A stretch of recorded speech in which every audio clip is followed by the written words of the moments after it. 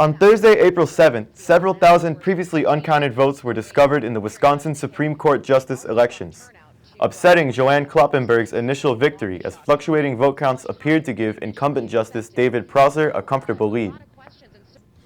Kloppenburg, a previously little-known progressive candidate, had declared victory in the elections following an initial ballot count on Wednesday that gave her a slim 204-vote lead over Prosser.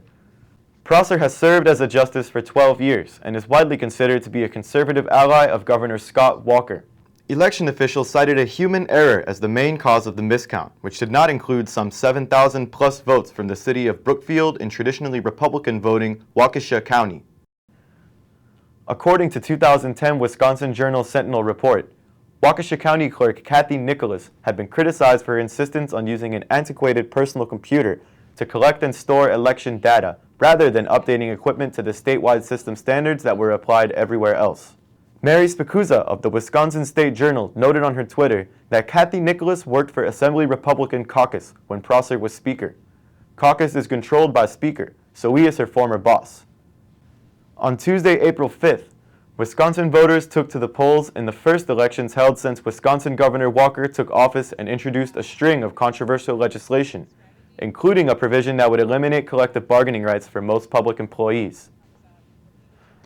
Many predict that the outcome of the election, referred to by some as a referendum on Walker's policies, could have serious implications on the outcome of Walker's budget bill and anti-collective bargaining provision that are currently under litigation in a circuit court. Elections for the position of state Supreme Court justice would normally receive little attention, with the long-standing incumbents often securing a victory with little contest. However, the political struggle between state Republicans and popular opposition to Walker's budget repair bill quickly pushed the election to the national fore, as it became less about the Supreme Court and more symbolic of an electoral effort to mobilize in defense of workers' rights. While election results remained up in the air with total switching back and forth between the two candidates, the election has still proven to be significant for Wisconsin, regardless of its outcome.